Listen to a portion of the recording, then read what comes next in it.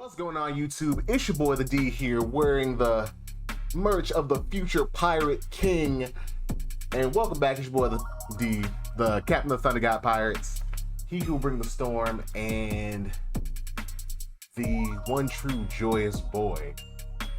As you know, at least the last. You know what? We're not even gonna talk about that. Thank you for joining me for another chapter review. Well, chapter discussion. These aren't reviews.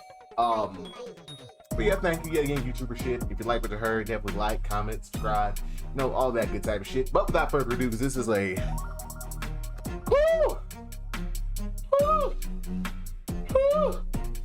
this is a very, very monumentous occasion, because Wano isn't over, but this solidifies that the conflict is over. Because I'm telling you, I'm still waiting for the chapters where we're getting like, oh, what happened in Reverie, what happened outside, what happened with the world. I'm still waiting for that. That shit's going to be phenomenal. But for the time being, let's just enjoy the beginning of the end of Wano with One Piece, Chapter 1051, Dogen of Wano, Kozuki Momonosuke. The fuck? Hold on. There we go. Alright, so we cut back where we left off last time with the residents being rightfully freaked the fuck out. You know, big pink ass dragon, you know, big sakura colored dragon, big rose colored dragon, big pink moscato colored ass dragon, just appearing out of nowhere. So apparently some of the citizens actually were listening to what they said, like, hey, you know, you don't need to be scared. Apparently that was Kaido. So yet again, last time, at first it was Komurasaki and both Denjiro who came out. Knew I remember his name. Yeah. Let me stop. But yeah, they came out and spoke, because I'm sorry, you don't remember his name. But anyway, Denjiro came out and spoke. And everybody's like, wait a minute, Komurasaki, wait a minute, Denjiro, what the fuck? But then, out of smoke, we see a couple of figures. And yet again, though, the people who are there at the front, they're like, wait a minute, what is this? Like, Komurasaki? Boss, they still call him Kyoshiro because they don't remember, because, well, Denjiro, who he truly is, had black hair. You know, that 6-month screaming match he had, changed his hair from white to black. Well, black to white. And then, out of the smoke, one of the figures asked, you two are famous, but I wonder if any here remember the rest of us. And then, in classic Japanese fashion, even I remember when Jiraiya did this, oh, Kinemon. Or Kinemon. And even people are like, oh, because they recognize, like, yet again, you were one of Odin's vassals. You were one of the most famous swordsmen in Wano at the time. They're like, what? I thought he was dead. Didn't he perish in the flames of Odin Castle that fateful day? And they're like, just like, wait a minute, this can't be real. Yet again, y'all died. And then one after another, and they're like, bro, who cares if it's a dream? Because then we see Kawamatsu. You know, folks should start running like, wait, we gotta get light scrolls. They gotta know what's happening. Dogstorm, like Raizo, Nekomamushi, Okiku, and then everybody who's at the flower cap, they're like, it's the Akazaya 9, the 9 red scabbards. They're like, oh, it's the Akazaya 9. You know, everybody thought they died 20 years ago, but then they started, like, folks are freaking out. It's like, oh shit, Toki wasn't lying. Toki was on that shit. So then we see yet again the light scrolls, which are the devices with the little mini Mushis that allow them to, you know, project things to the other regions. Because we see in the Hakumai region, the Ringo region, and they even comment on an earthquake, which had to have been either Kaido coming down and being smacked into the crust of the earth, Big Mom being pushed being, this is Sparta! Kick. I might put that clip in there. I might just do that. Anyway, being kicked into that giant hole. Everybody's like, no, they would like that impact was so fucking huge that it was unreal. Then Curry, with Leftover Town. And then even the Udon prison, you see Baba, I think it's Baba Nuki, the guy with the elephant who was using it as a cannon, and even Ebisu Town. And even on Onigashima, everybody's like, oh, there's a sin coming in from the light capsule, put it on the light scroll. But before that continued, we cut back into the dome on Onigashima. And you see the Straw Hats, specifically Sanji, Brook, Frankie, Usopp, Nami with Otama, and then some onlookers. They're like, "You're Kaido's son?" referring to Yamato, who's introduced herself to them. And then even Brook's like, oh, what? You mean there's still more fighting to do? And then Yamato like, whoa there, big dog. I'm not your enemy. In fact, I've been following all the experts in the newspaper. I have to say, I wasn't sure how many of you were actually human, but you all seem pretty normal. Now, I'm glad somebody asked this shit. What about her horns? Because her, Kaido, fucking Oars, Little Oars Jr. Hell, even Avalo Pissarro. Like, what the fuck are up with these? I hope we finally get an answer to that. Why do y'all have horns? Because even Kaido would often refer to himself as not being human due to his horns. And he called, and even remember Yamato, she used to be called the Ogre Princess. Horns, ogres, horns. So it's like, okay, I hope eventually we finally get that answer. Like, hey, you have horns. Most, at least normal people don't have those. Hell, giants don't have those. Hell, most fishmen don't have those. Hell, I think most minks, unless they're like a horned animal, don't have those. Why? So I'm really hoping we finally get to that. Like, cause I'm kind of getting tired of this shit. Cause I know Tekken's talking about like ancient giant blood. Some people talking about, like I said, even Kaido referred to him and Yamato as ogres, and like to them being something distinctly not human. What the fuck? Okay, sorry, I really want to know. But anyway, so Yamato, she goes on like, hey, at any rate, I'm joining you on your ship. I'm Kosuke Oden, otherwise known as Yamato. Nice to meet you. And everybody's like, what? I agree. And then both Sanji and Brook thirsty ass like, ooh, I'm all for it. Not gonna lie, Yamato, she got a nice baby. I'm not gonna lie, that's nice titties, yeah. That's titties, yeah. I'm stupid, just dumb. Anyway, and then even not Yamato, Robin's like, you're funny, and Jinbei, yet again being the newest member of Straw Hats himself, is like, it's nice you to invite yourself aboard, but it's the captain who decides that. And like I was saying, like with the whole false parallel thing, it'd be cool if Yamato joined the crew. It'd be cool if Kara joined the crew. But the thing with Yamato, or even Momonosuke, if that was a thing, which I don't think that's gonna be, he's gonna have Yamato. They don't need her. When Oden joined Roger needed somebody to read the poneglyphs. Robin already fills that role. Now I think they need somebody, yet again, with Blackbeard's type of Tentacan captains, because Luffy's gonna fight him himself. Then the Tentacan captains, there have to be 10 people, so there have to be 11 Straw Hats. So Yamato, power-wise, definitely not a bad pick. Cause real shit, we got a mythical zone. We got Conqueror's Eye. And then we got Kaido's blood, like that strength she got Kaido.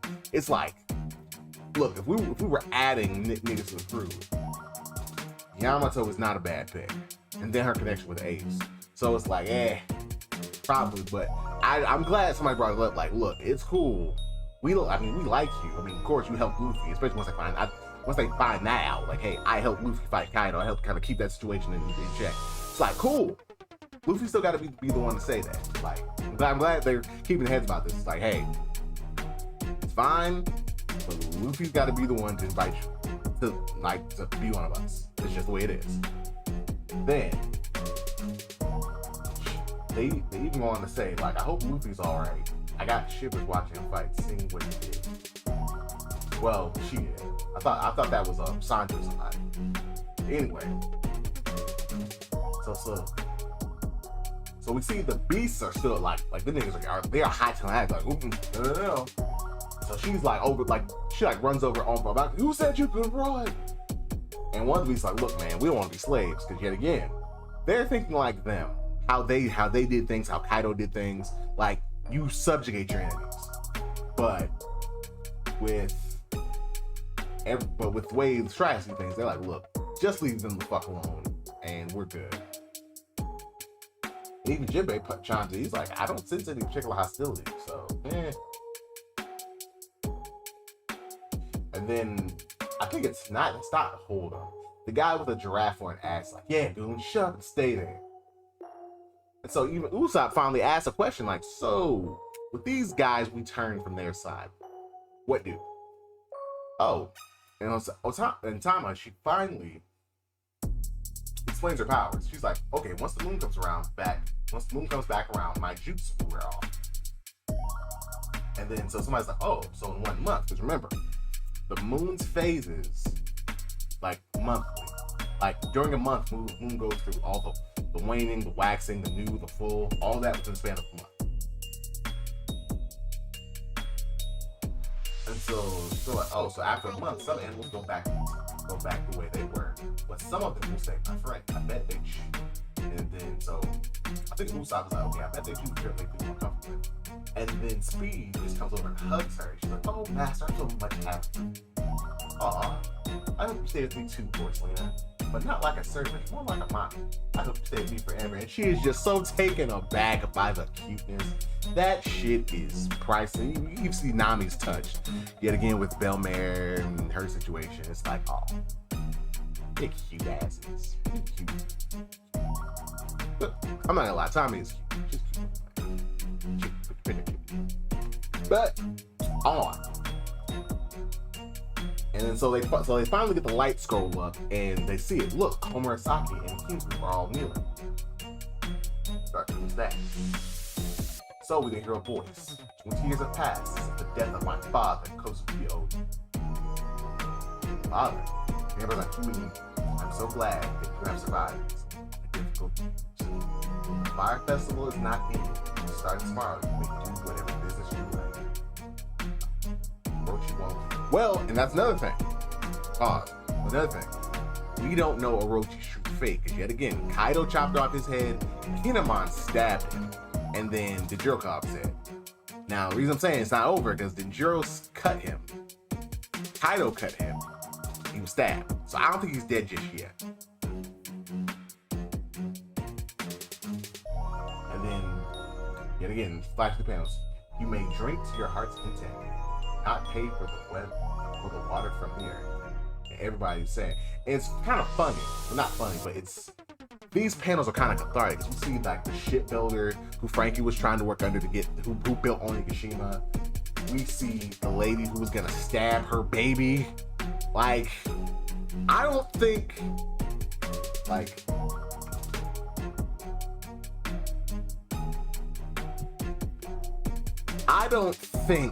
we're talking, like, Wano's kind of dark, like on some dark shit, but I digress.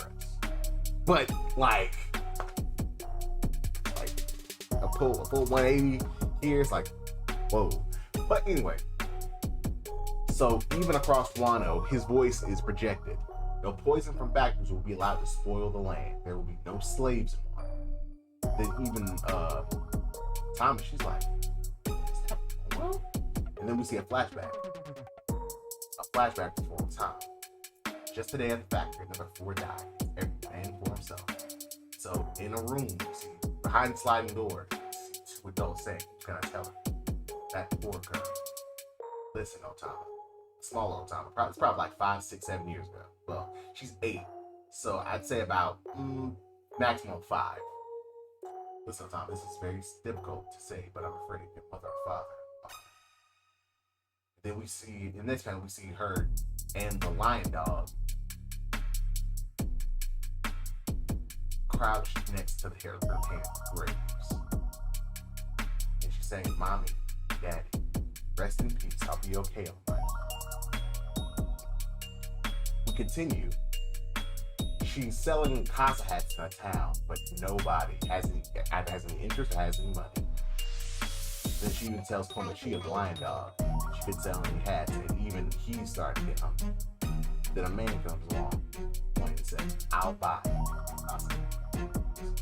And she's surprised, taken aback, because it's a Tengu. And then the man said, and then again, it is Kinguyama. He said, you're an orphan, just bear with it only till the day that powerful samurai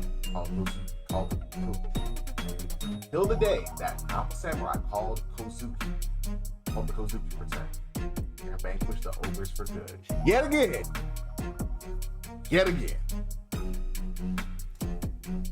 And then her face lights up and says, is it true? I'll bear with it.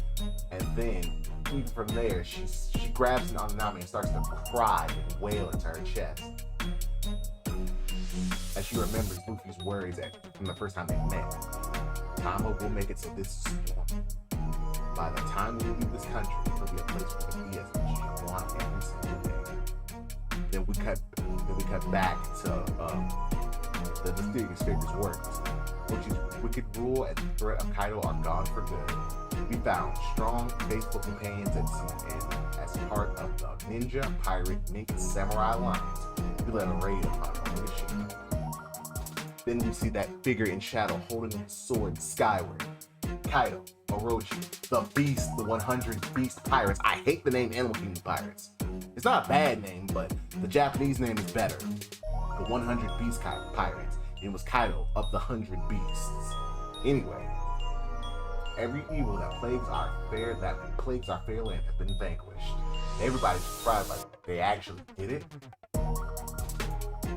Then we see people just crying with joy. They beat those monsters. That whole Orochi is no more. And then even kids listen to this like, the what alliance? So people just start cheering and crying. And even Law with Beppo on it.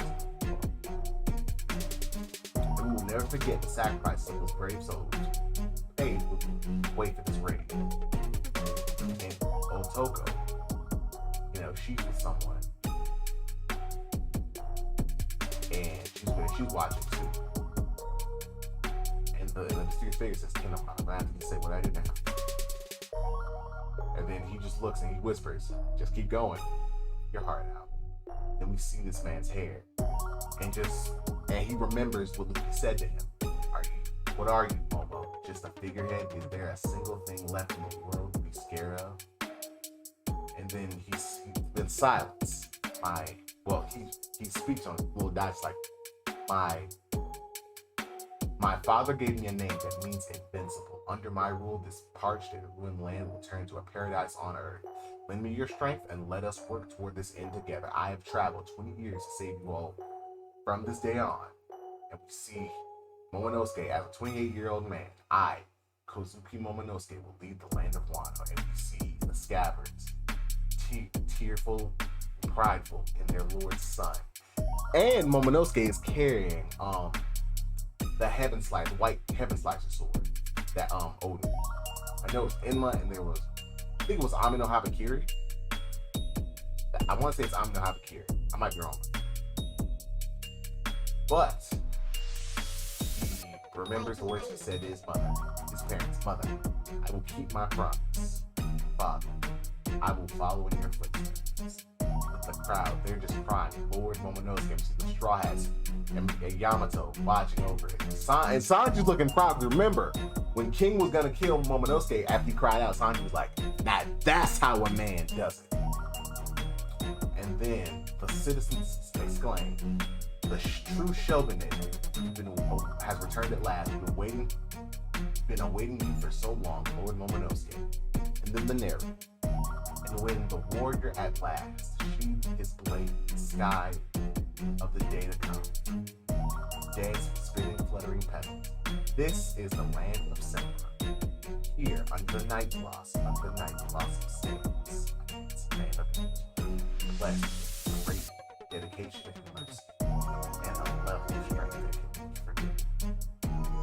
This is the birth of man, later be known around the world as the Great Showman, Wano, to be continued, and there is no break. Like I said, Wano isn't over, but the conflict, the citizens know it's done. Now, I think the first thing that's going to happen are those ships from the world government. If Zunisha didn't destroy them, Zunisha and those ships are going to moor on Wano. Remember, world government wants to get involved, and it's better sooner rather than later. Now, with that, I don't think there'll be a fight, because all the soldiers were strong enough to actually pose a threat right now. Akainu, Fleet Admiral Sakazuki, he's at Marineford, so he's not going to be going out and fight. Green Bull, Fujitora, and Borsellino, he's out of Kizaru. They're going to be fighting warlords. So I think they're going to try to make some type of declaration to, hey, y'all going to work for us, y'all going to do what we say, and they're going to be repelled by either Luffy or Momo. Or, well, I think that's what's gonna happen. Like I said, that's if those ships weren't already destroyed by Zunisha. So that's just that. Like I said, I know we're gonna find out about, through the news crew about, what's been happening. But I think we're gonna have an exchange with the world government where Luffy might learn something about. I think we're gonna do Sabo first. I don't think we're gonna find out the true extent of what happened, but we're gonna get a story.